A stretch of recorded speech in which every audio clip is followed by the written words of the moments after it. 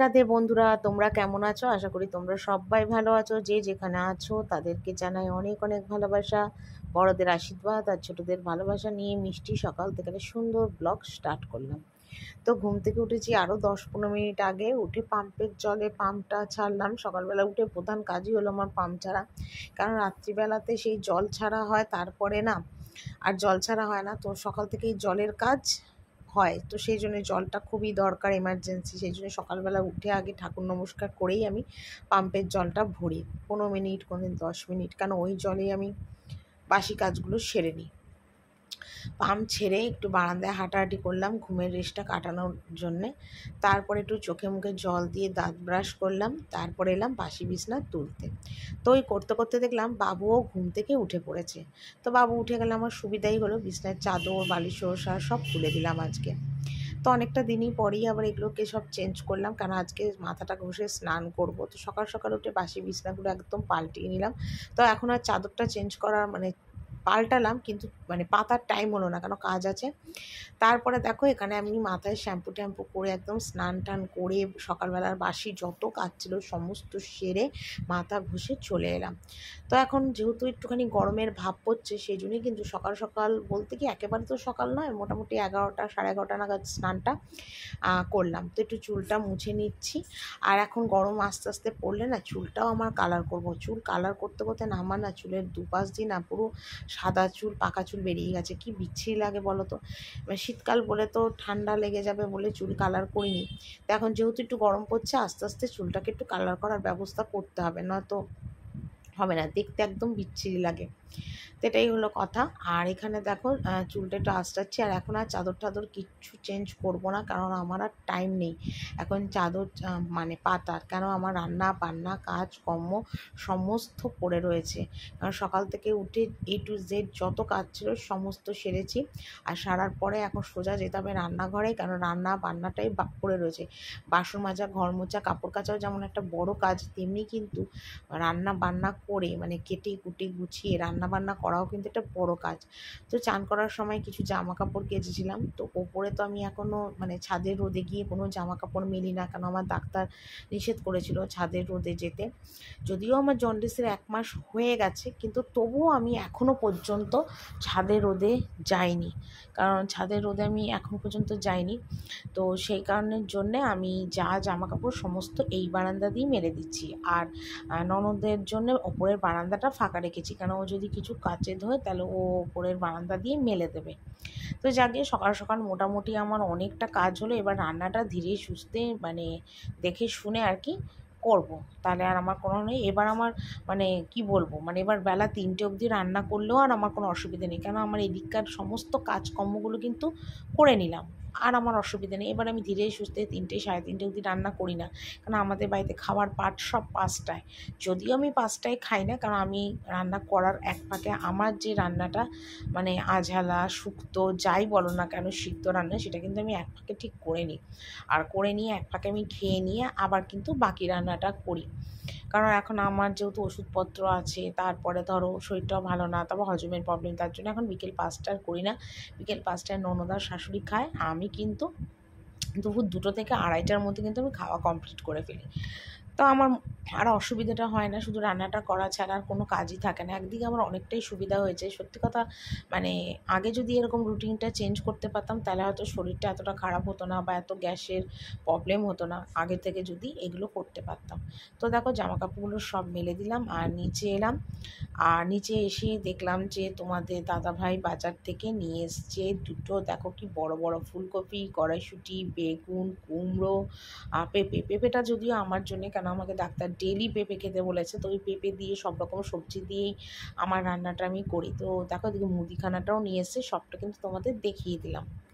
এইমাত্র স্নান করে চলে এলাম, আর একটু দেরি হয়েছে, আজকে প্রায় 12টা বেজেছে, কারণ আমার সমস্ত বাসি কাজকর্মগুলোকে আগে সেরেছি।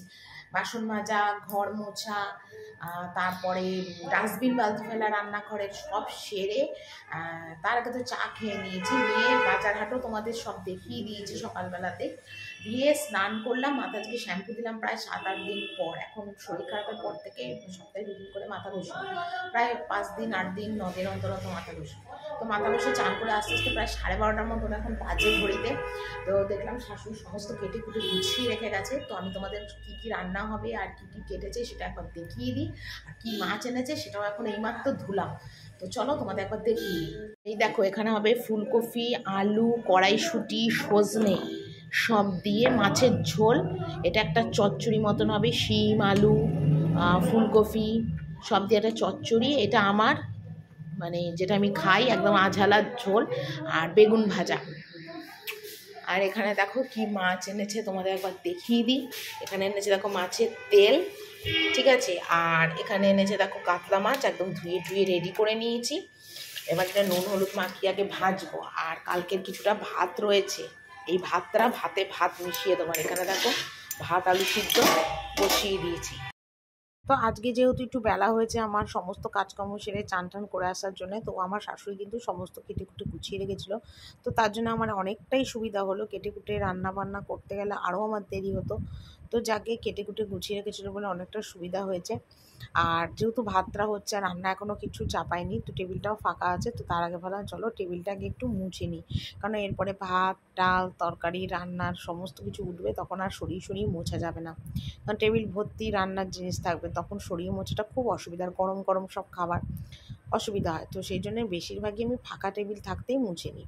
তো কড়াই তো রোজকার কড়াই আমি বেশিরভাগ নিরামিষের দিনে মাজি না, তবে মাছের দিনে কড়াই টড়াইগুলো মেজে ফেলি। বাসন গুছানো দেখে ভেবো না যে আমার কিন্তু রান্নাবান্না কমপ্লিট হয়ে গেছে, না, রান্নাবান্না কিন্তু কমপ্লিট হয়নি।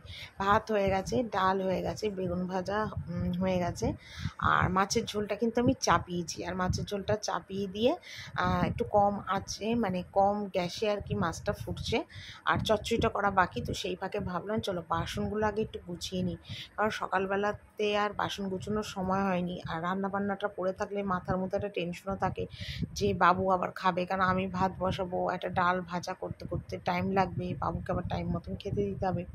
তো এরকম দেরি হলে সত্যি বাবুর অনেকটাই দেরি হয়ে যায় খেতে, কিন্তু কি করব বলো, কিছু করার নেই, কারণ আমারও তো কিছু কাজকর্ম আছে, সেগুলোকেও করতে হয়। তো যাকে এখানে বাসন টাসনগুলো দেখো জায়গা মতন সব গুছিয়ে দিলাম।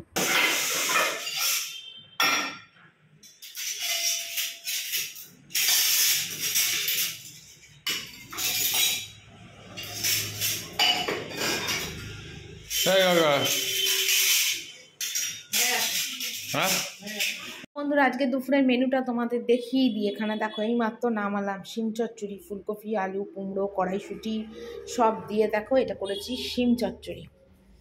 শিম চচ্চড়ি করেছি, ফুলকপি আলু কড়াইশুঁটি দিয়ে কাতলা মাছের একটা পাতলা পাতলা ঝোল করেছি। এখানে তো ভাত আছে জানোই, আর এখানে দেখো করেছি বেগুন ভাজা, আর এটা মাছের তেল, ঠিক আছে, প্লেন কাঁচা লঙ্কা দিয়ে ভেজেছি। আর এটা হলো বেগুন ভাজা, আর আজকে ডালটা ফোড়ন দিইনি, ডালটা সিদ্ধ রেখেছি। এই হলো আজকে আমার দুপুরের মেনু। সব শেষ কাজ, রান্নাঘরের বাকি রয়েছে ঘর মোছা, এবার আমি ঘরটা মুছে ফেলবো। আর বাসনগুলো গুছিয়েছি বলে একদম জলে জলাকার হয়ে গেছে। তার রোজই তো এমনি ঘর মুছি, তবে কোনো দিন সকালে মুছি, কোনো দিন রান্নাবান্না করে সেরে মুছি। তবে সকালের দিকে ঘর মুছলে না সেই পাড়া পোড়াতে না আবার কাদা কাদা পায়ের ছাপ পড়ে যায়, দেখতে ভীষণ বাজে লাগে। তো বেশিরভাগ কিন্তু ঘর আমি রান্নাঘর মুছি সকালবেলাতে নয়, বেশিরভাগ মুছি রান্নাবান্না সারার পরে। তো যাকে একা হাতে সব কিছু সুন্দরভাবে আমি গুছিয়ে সবসময় করার চেষ্টা করি, যাতে কাজটা অনেক সুন্দর হয়, ভালোভাবে হয়। আর যেটুকুনি করি সবটা কিন্তু তোমাদের কাছে আমি শেয়ার করি, যে আমি কী কাজ করলাম না করলাম। তো এইভাবে সংসারে সমস্ত কাজ গুছিয়ে করলে কিন্তু সত্যি সেই কাজটা অনেকটা ভালোভাবে সুন্দরভাবে হয়। তো যাকে এদিকে কিন্তু ঘরটা ভালো করে আর কি মুছে নিলাম। রোজকার ঘর মোছা তো অতটা মানে নোংরা হয় না, ওই জাস্ট পায়ের দাগ কাদা এইসব দাগগুলোই হয়। তো দেখো ঘরটা আমি এখান দিয়ে ভালো করে মুছে নিলাম। তো এটা করে সোজা চলে যাব এবার ওপরে, কারণ বিছানার চাদরটাও পাল্টাতে হবে।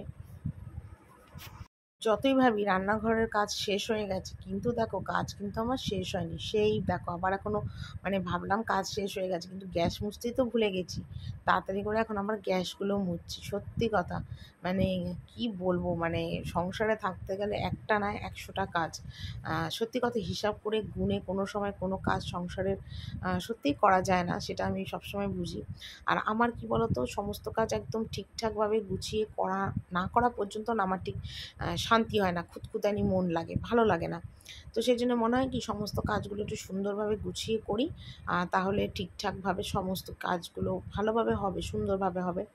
আর আজকে না সকাল থেকে একটু মেঘলা আকাশও আছে, মানে জানি না বৃষ্টি হবে কি না। তো আমার কোনো সমস্যা নেই, কারণ আমি তার ছাদে জামা কাপড় মেলি না, সমস্ত আমার বারান্দা দিয়েই মেলি, নয় তিনতলার বারান্দা নয় নিজের ঘরের বারান্দা, যা হোক দিয়ে মেলি, অসুবিধে নেই। আর মোটামুটি আর আমার কাজ নেই, এবার আমি উপরে গিয়ে আমার ঘরের যে কাজগুলো সেগুলোই করব, তাহলেই আমার পুরো কমপ্লিট হয়েছে। আর মাছের দিনে কি বলো তো, প্রচণ্ড না মানে তেল কাশতে হয় মাছের দিনে রান্না বান্নায়। আর তেল কাশতে হয়, আর সাবান দিয়ে গ্যাস ট্যাসগুলো না মুছলে বা এই টাইলসগুলো সাবান দিয়ে একটুখানি না মুছলে না একদম মানে একদম মাছের আস্তে আস্তে গন্ধ বেরোয়, আরও বেশি তেল কাশতে হয়ে যায়, বিচ্ছিরি লাগে। তো সেই জন্যে বেশিরভাগই মাছ কচুর যেদিন রান্না হয় আমি কিন্তু একটু সাবান দিয়েই পোছাপুছি করে পরিষ্কার করি। আর যেদিন নিরামিষ হয় সেদিন এমনি জল ন্যাকড়া দিয়ে মুছে নিই, কোনো অসুবিধে হয় না। তো যাকে এখানে দেখো গ্যাস ট্যাসগুলো মোছা আমার একদম কমপ্লিট। আর এবার সোজা চলে যাব ওপরে।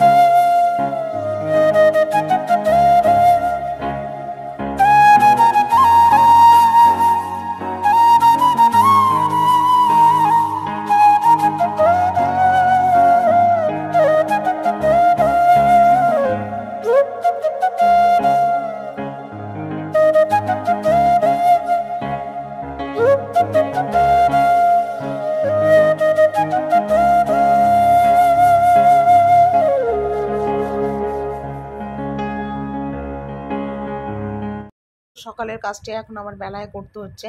তো বিছানায় চাদরটা পাল্টালাম, মানে তুলেছিলাম, পাল্টানো হয়নি, সেটা এখন করছি। বালিশ ওষাগুলো করছি, তারপর রাশিকৃত রয়েছে জামা কাপড়, সেগুলোকেও আবার ভাঁজ করতে হবে। আর আগে তো কী হতো বলো তো, রোজ রোজ জামা কাপড় আমি ভাঁজ করে ফেলতাম, সমস্যা হতো না। কিন্তু এখন তো রোজ রোজ আর ভাঁজ করার না টাইম সুযোগ কিছু হয় না। মানে সত্যি তোমাদের আর বলে বোঝাতে পারবো না আমার যে কত কাজ থাকে। আর কিছু কিছু ভিডিও কাজ তোমাদের কাছে তো শেয়ারই করতে পারি না, কারণ তাহলে ভিডিওটা অনেকটা বড় হয়ে যাবে। যেইটুকুনি পারি সেইটুকুনি কিন্তু তোমাদের কাছে সবসময় আমি শেয়ার করার চেষ্টা করি, সুন্দরভাবে সেই ভিডিওটা বানানোর চেষ্টা করি, যাতে তোমাদের ভালো লাগে, ভিডিওটা দেখতে ভালো লাগে, সুন্দর লাগে, সেটাও চেষ্টা করি। তো যাকে এখানে বিছানা টিছানাগুলো তুললাম, আর বাবু তো খেয়ে দিয়ে স্নান করে সোজা চলে গেছে ঠাকুর ঘরে। আর আমি আমার কাজগুলো গুছিয়ে নিচ্ছি, ওর আস্তে আস্তে আমার সমস্ত মোটামুটি কাজকর্ম কমপ্লিট হয়ে যাবে। এবার দেখো কত জামা কাপড়, যেহেতু চাদরটা পাল্টালাম তো সেই জন্য ভাবলাম কি যে বিছনার মধ্যে রেখেই জামা কাপড়গুলো সমস্ত ভাঁজ করি, তাহলে আমার গোছানোটাও ঠিকঠাক হবে, ভালো হবে।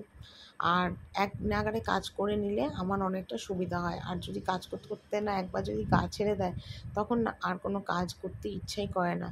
এরকম আমার অনেকবার হয়েছে, মানে ধরো কাজ করছি একসাথে 8টা 10টা একসাথে পর পর করেই যাচ্ছি। তারপরে কী হয় বলো তো, আর যেন আমার শরীর চলে না কোনো কাজ করতে, তখন আমার দূর, এখন ভিডিওর আর দরকার নেই বা কোনো কিছুর দরকার নেই, আমি একটু শুয়েই থাকি, এরকম মনে হয় আর কি। তাই জন্য আজকে ভেবেছি না চলো আগে আগে কাজকর্মগুলো সারি, ঘরটা একটু সুন্দর করে পরিষ্কার করি। সেটা না করলে ভালো লাগে না। আর আমার কী বলতো, ঘর দরজা পরিষ্কার থাকবে, ছিমছাম থাকবে, সেটাই আমার ভালো লাগে। ওই বিধিকিচ্ছিরিভাবে ঘর অগোছালো, মানে একদম সেগুলো না আমার একদম ভালো লাগে না। ঘর টর হবে একদম সুন্দর করে গুছানো, টিপটপ, দেখতেও ভালো লাগে। দেখো বাবু এখন দুধ খাচ্ছে, আর আমি সারাদিনের সংসারের সমস্ত কাজকর্ম করে একদম ফ্রেশ হলাম হয়ে, আর এই দেখো সন্ধে এখন বাজে কটা, দেখো 6:30 বেজে গেছে। আর এই বাবু দুধ খাচ্ছে, দুধ কেলক্স দিলাম। আর আমার টুকটাক কাজ ছিল, শর্ট ভিডিও করছিলাম, এইসবে করতে করতে আরও দেরি হয়ে গেল। তো বাবুকে বললাম, বাবু তুই দুধ ঢেলে খা, আর আমি এখন চা করতে যাবো। 6:30 বেজে গেছে, মানে আমার চায়ের টাইমও হয়ে গেছে। তো তোমরা হয়তো বলবে হয়তো যে আমি সেই 3টে 3:30-র সময় অন হয়েছিলাম, আবার কি করলাম। অ্যাকচুয়ালি তখন আমি মানে ওদের খেতে দিয়ে এলাম প্রায় 5টা, খেতে দিয়ে আমি দুধ জাল দিয়ে বাবুর জন্য নিয়ে এলাম, এনে একটু শর্ট ভিডিও করছিলাম, করে ঠরে নিয়ে আর এই বাবুকে বললাম তুই দুধ ঢেলে খা, আর আমি একটু 5 মিনিট বসে দেবো যাবে চা করতে। এইমাত্র নিচে এলাম, আর ঘড়িতে বাজে এখন 8:30। তো একটু টিভি দেখছিলাম, ফোনটা চার্জে দিলাম, এইসব টুকিটাকি করলাম। তো রাত্রিবেলায় আজকে মানে সেরম কোনো রান্না হবে না, শুধু গরম জলটা বসিয়েছি ওখানে। আর এখানে দেখো ছেলের জন্য একটু আলু কেটেছি, দেখো ডুমো ডুমো করে, চারিদিকে আলু, এই যে আলু কেটেছি, আর কড়াইশুঁটিটা মিক্সিতে একটু বেটে নিয়েছি, ঠিক আছে। আর এটা তো পনির কেটেছি, পনির দিয়ে আলু দিয়ে আর কড়াইশুঁটি দিয়ে করবো। আমার ছেলে আবার কড়াইশুঁটি মুখে পড়লে খায় না, ওই জন্য কড়াইশুঁটিকে একটু পেস্ট করে নিয়েছি।